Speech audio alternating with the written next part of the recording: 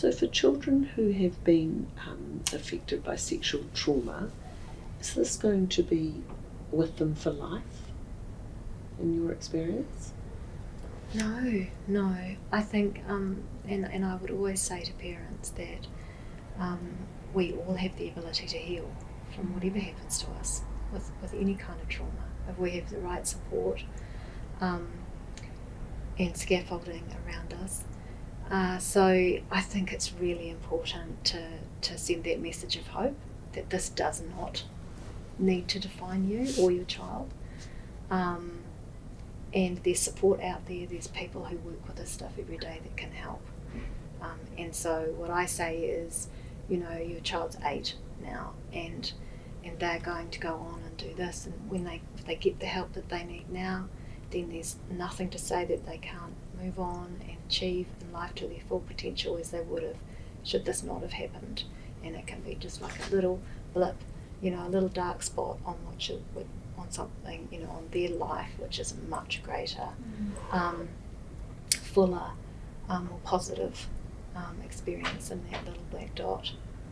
I mean, I completely agree with you, Sam. I think that one of the things that can happen, though, and I think you made reference to it before, is that you can do the lightest touch. I keep thinking about a little 8-year-old, and that might mean they go forth and kind of move beyond this experience. But it might also be that they've found a place to put this experience that isn't fully explored. And parents can kind of go, but let's just hang in there and kind of get it all out and kind of talk about it so you're fine. And we're really clear to say, actually, they're doing as much as they can. And so, again, it might be when they hit puberty or something like that it comes up again. Or when they have their own child, it might come up again. That doesn't mean that the work that was done back here didn't work. Or, it means that actually, when I'm under stress from some other situation. For example, in the Canterbury earthquakes, there was a lot of people who were really affected by the Canterbury earthquakes, and when you looked back, actually there was some trauma history there.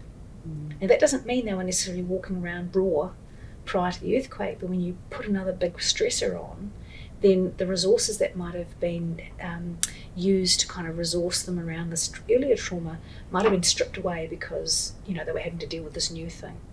So again, it doesn't mean that earlier stuff didn't work, it doesn't mean they weren't doing okay, but you might need a bit of extra resourcing and scaffolding if other big things happen, or if you're going through a developmental stage that requires you to understand the world a little bit differently. I might hit 13 and go, oh, so that's what happened.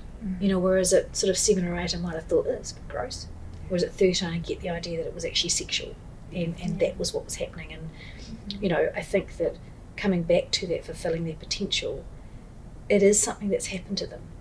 So there is some pain attached to those memories, and we probably, I don't know what you think, Sam, probably if they think about those memories, there will always be some pain attached to them because it shouldn't have happened, and it was a horrible thing that happened.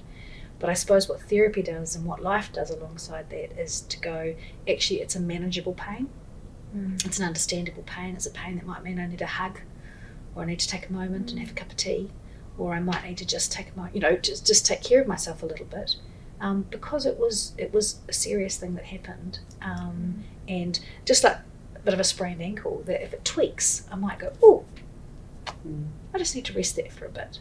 That doesn't mean you're broken by this. It means it's become part of your rich tapestry. Yeah.